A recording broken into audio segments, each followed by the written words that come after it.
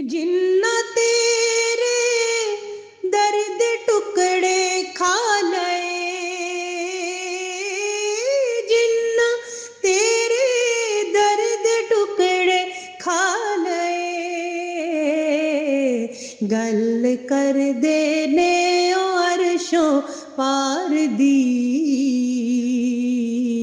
گل کر دینے عرشوں پار دی، گل کر دینے عرشوں پار دی۔ بسم اللہ الرحمن الرحیم۔ یوٹیوب کے نوائے جاوید چینل پر جاوید القادری اپنے معزز سامعین و ناظرین، بہن بھائیوں اور بچے بچیوں کی خدمت میں سلام عرض کرتا ہے۔ معزز سامعین و ناظرین، آج کی گفتگو میں ہم آپ کے سامنے آقا نامدار فخر موجودات صلی اللہ علیہ وسلم کی جو شان ہے اس حوالے سے گفتگو کر رہے ہیں، اور آپ صلی اللہ علیہ وسلم کی دو شانیں ایک واقعے کے تناظر میں آپ کے سامنے پیش کرنے لگے ہیں۔ کتب احادیث اور سیرت کی تمام کتابوں میں یہ واقعہ موجود ہے، اور اس کا تعلق نماز استسقاء کے ساتھ، کہ یعنی جب بارش نہ ہو رہی ہو تو پھر اللہ رب العزت سے اس کی رحمت طلب کرنے کے لیے ایک خاص انداز کی نماز ادا کی جاتی ہے، جسے نماز استسقاء کہا جاتا ہے۔ کہ یہ پہلی دفعہ کب پڑھی گئی اور اس کی کیفیت کیا تھی، یہ واقعہ تقریباً ہر سیرت کی کتاب میں موجود ہے الحمدللہ، لیکن اس واقعے سے ہم نے ایک استدلال کیا ہے، ایک استنباط کیا ہے آقا نامدار صلی اللہ علیہ وسلم کی دو شانوں کا، جو بالعموم کسی سیرت نگار نے نہیں کیا۔ تو ہماری سیرت طیبہ جو منظوم ہے اس کا یہ حصہ ہے۔ اب سنیے کہ رب کے محبوب ساتھ اپنے اصحاب کے نکلے آبادی سے عیدگاہ تک گئے، بالجماعت ادا کی وہاں ایک نماز، رکعتیں دو پڑھی دل لیے پاک باز، قدر معمول سے مختلف تھی نماز، مبنی بر خاص و انداز و راز و نیاز۔ تو ایک دفعہ آقا نامدار صلی اللہ علیہ وسلم کی آیات طیبہ میں ایسا ہوا کہ بہت عرصے تک بارش نہ ہوئی، ہر طرف خشک سالی تھی، تو صحابہ آپ کی بارگاہ میں حاضر ہوئے کہ آقا ایک عرصے سے بارش نہیں ہوئی، اور انسان کیا حیوانات تک پریشان ہیں، اسی طرح دیکھنے کے لیے سبزہ تک موجود نہیں۔ تو آقا نامدار صلی اللہ علیہ وسلم اپنے صحابہ کو لے کر مسجد سے عیدگاہ تک گئے، اور پھر آپ نے یہ نماز ادا کی، اور پھر اس کے بعد ازاں رب کے محبوب نے کی دعا، اے میرے مولا اے رب ارض و سما، آپ سے سرفراز اپنے بندوں کو کر، ٹال دے مشکلیں مالک بحر و بر۔ تھے ابھی اس ہی جا بندگان خدا، دیکھتے دیکھتے چہرہ مصطفیٰ، چاروں اطراف سے بادل آنے لگے، رحمت باری کے ابر چھانے لگے، تھوڑی ہی دیر میں می برسنے لگا، آسمانوں کا دامن چھلکنے لگا،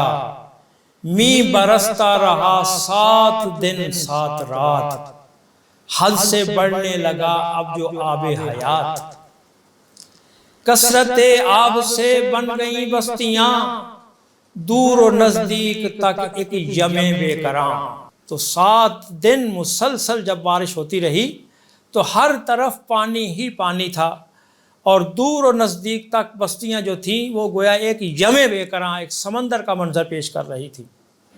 جھونپڑے اور مکانات گرنے لگے، دور و نزدیک ملبے بکھرنے لگے، راستے منقطع ہو گئے جا بجا، ناگہانی کا عالم ہوا ایک بپا، لوگ بارے دیگر چل کے پہنچے سبھی، رب کے محبوب و مختار کے پاس ہی۔ کیونکہ صحابہ کا یہ عمل اور عقیدہ یہی تھا کہ انہیں جب بھی کوئی مسئلہ درپیش ہوتا تھا وہ سیدھے آقا نامدار صلی اللہ علیہ وسلم کی بارگاہ میں اپنا مسئلہ لے کر آتے تھے۔ آج جو یہ کہا جا رہا ہے کہ رب سے مانگو اور براہ راست مانگو، تو دیکھیے صحابہ کا عمل کیا ہے، خود آقا نامدار صلی اللہ علیہ وسلم کا اپنا عمل کیا ہے کہ انہیں پہلی دفعہ جب مسئلہ درپیش ہوا تو وہ صحابہ تھے، مومن تھے، پکے اور سچے مومن تھے، لیکن اپنا مسئلہ لے کر وہ پہنچے کہاں؟ آقا نامدار صلی اللہ علیہ وسلم کی بارگاہ میں۔ اور جب پھر حد سے زیادہ بارش ہوئی اور بارش کے نتیجے میں نقصانات ہونے لگے تو رب سے بھی تو دعا کی جا سکتی تھی، کیونکہ ان کا تعلق تو رب کے ساتھ ہم سے بھی زیادہ گہرا تھا، ان سے بڑھ کر بھلا راز توحید سے اور کون آگاہ تھا۔ لیکن صحابہ کا عمل دیکھیے کہ وہ یہ سمجھتے تھے کہ رب تعالیٰ جو کچھ عطا کرے گا اپنے محبوب ہی کا صدقہ عطا کرے گا، اور ہمارا جو بھی مسئلہ ہوگا، جو بھی پریشانی ہوگی، ہم نے اپنی پریشانی کہاں بیان کرنی ہے؟ اس کے محبوب صلی اللہ علیہ وسلم کی بارگاہ میں جا کر بیان کرنی ہے۔ سنیے تھے اور دیکھیے صحابہ کا عقیدہ اور پھر ان کا عمل۔ اب کیا کہتے ہیں؟ عرض پیرا ہوئے آپ سے یوں غلام، رب کے محبوب و مختار خیر الانام، ابر بارہ نے تو اس دفعہ باخدا، ہیں دیے جان نثاروں کے چھکے چھڑا، کیجئے رب تعالیٰ سے اپنے دعا، روک دے سلسلہ اب یہ برسات کا۔ اب دیکھیے کہ صحابہ نے کیا کہا کہ رب تعالیٰ سے دعا کیجئے کہ رب تعالیٰ یہ سلسلہ روک دے، کیونکہ پہلی دفعہ جب بارش نہیں ہو رہی تھی تو اللہ ہی کی بارگاہ میں دعا کی گئی تھی، اور صحابہ اب بھی یہی کہتے ہیں کہ آقا اپنے رب کی بارگاہ میں دعا کیجئے تاکہ یہ سلسلہ برسات کا رک جائے۔ لیکن سنیے، ہنس پڑے سن کے اصحاب سے ماجرا، سرور سروراں شاہ ہر دو سرا۔ اللہ اکبر، آپ ان کی بات سن کے ہنس پڑے۔ سر بسر نور دندان سرکار کے، رحمت عالمہ شاہ ابرار کے، ہنسنے سے دوستو جب ہوئے آشکار، مسکراہٹ لگی نور کا آبشار، رب کے محبوب کے پیارے اصحاب کو، جن سے کمیاب مردان نایاب کو۔ تو اب دیکھیے صحابہ نے کہا کہ اللہ کی بارگاہ میں دعا کیجئے، آپ ان کی بات سن کے ہنس پڑے۔ اب آپ نے کیا کیا؟ اللہ اکبر، سرور دین نے راہ و رسم عطا، ہاتھ سے بادلوں کو اشارہ کیا۔ اللہ اکبر، اور کہا رحمت ربی کے مظہرو، برسو اطراف میں جا کے اور چھوڑ دو، شہر خوباں کی شہر نبی کی حدود، لشکر میکائل بادلوں کے جنود۔ اللہ اکبر۔ تو اب آپ نے اللہ کی بارگاہ میں دعا کرنے کی بجائے براہ راست بادلوں سے خطاب کیا، اور بادلوں کو یہ اشارہ کیا کہ اگر برسنا ہے تو جا کے اطراف میں برسو، اور شہر نبی کی حدود جو ہے ان سے باہر جا کر برسو۔ سبحان اللہ، شہر خوباں کی شہر نبی کی حدود، لشکر میکائل بادلوں کے جنود، ہے برسنا تو اب برسو اطراف میں، طیبہ کے ارد گرد اس کے اکناف میں، چھٹ گئے ابر فرمان ذیشان پر، سرزمین مدینہ سے اب خاص کر۔ اللہ اکبر، وادیوں اور پہاڑوں پہ ہی برسے جا،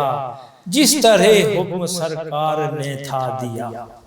تو یہ واقعہ تو اتنا ہی ہے جو کتب میں موجود ہے اور سیرت کی ہر کتاب میں موجود ہے۔ اب اس واقعے سے ہم نے آپ صلی اللہ علیہ وسلم کی دو شانوں کا جو استنباط کیا ہے ذرا وہ سنیے کہ آپ صلی اللہ علیہ وسلم کی دو شانیں ہیں، ایک شان ہے عبدیت اور دوسری آپ کی شان ہے محبوبیت۔ اللہ اکبر، واقعہ حاضہ نے صدقہ مصطفیٰ، رکھ دیا کھول کر نقطہ دل ربا، پہلوئے دل نشیں دین و ایمان کا، رب کے محبوب کی عظمت و شان کا۔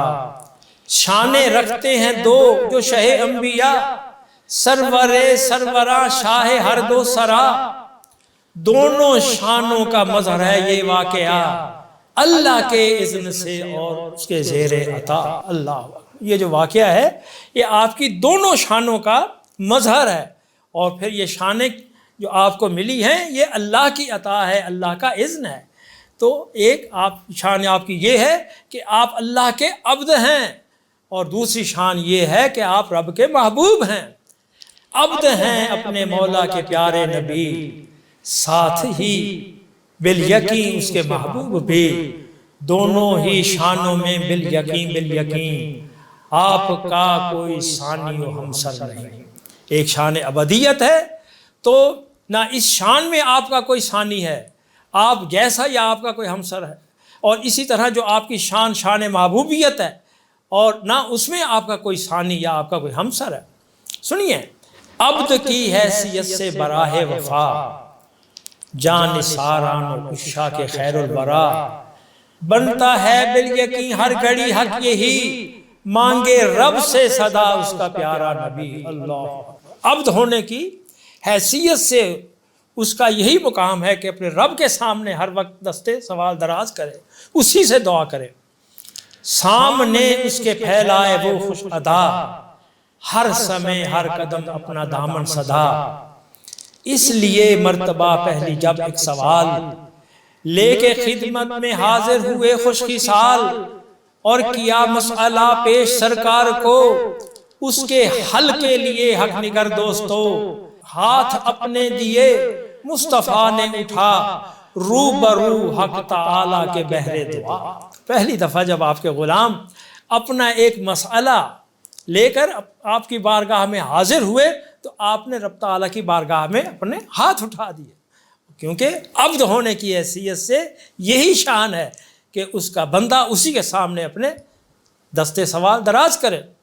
اس سے مقصود تھی ایک تعلیم بھی،